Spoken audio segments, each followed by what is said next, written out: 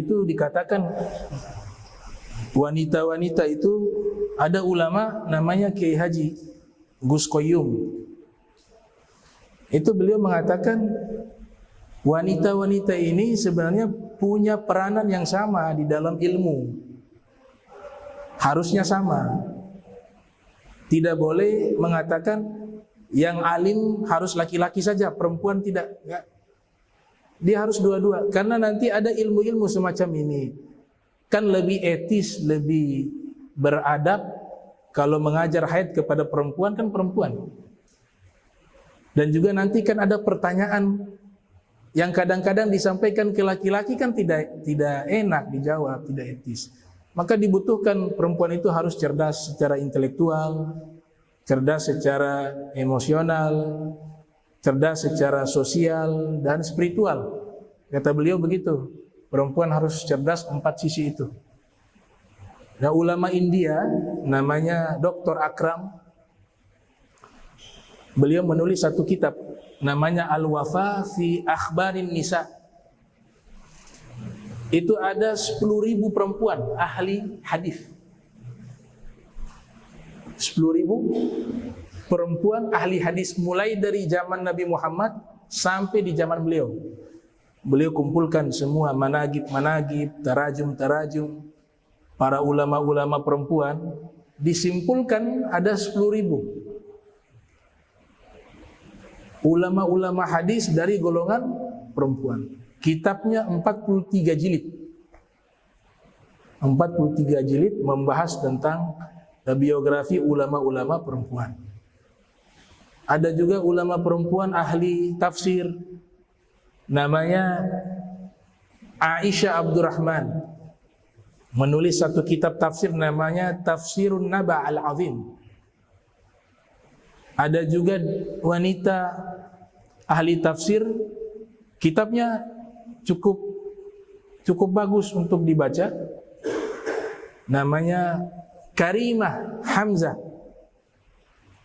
Beliau menulis tafsir Al-Quran berjudul Al-Lu'lu wal Marjan fi tafsir Al-Quran. Jadi perempuan banyak punya peranan di dalam keilmuan. Nah, salah satunya yang harus dikuasai adalah ilmu fikih, sehingga nanti bisa mengajarkan lagi kepada perempuan-perempuan lain tentang masalah haid, masalah nifas dan al-istihadhah. Baik. Dalam Al-Quran itu disebutkan di surat Al-Ahzab ayat 34, "Wadhkurna ma yusla fi buyutikunna min ayatillahi wal hikmati innallaha kana latifan khabira." Ingatlah mereka apa-apa yang dibacakan di rumah-rumah kalian, wahai para perempuan. Apa yang dibaca? Ayat Al-Quran dan hadis Nabi. Al-Hikmah ayat As-Sunnah, Sunnah Nabi Muhammad.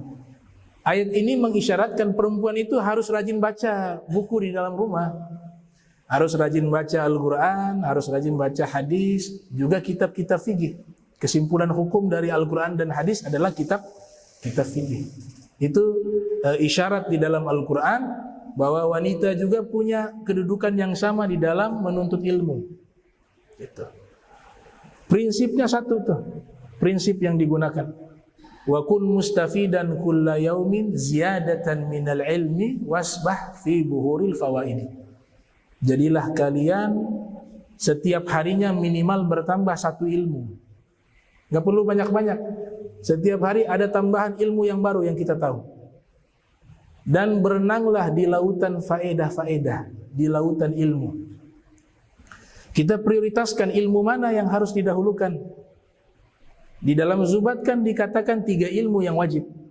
Ilmu akidah, ilmu fikih, serta seluruh perangkatnya, ilmu tasawuf. Tapi kalau mau mengambil semua ilmu, umur tidak cukup.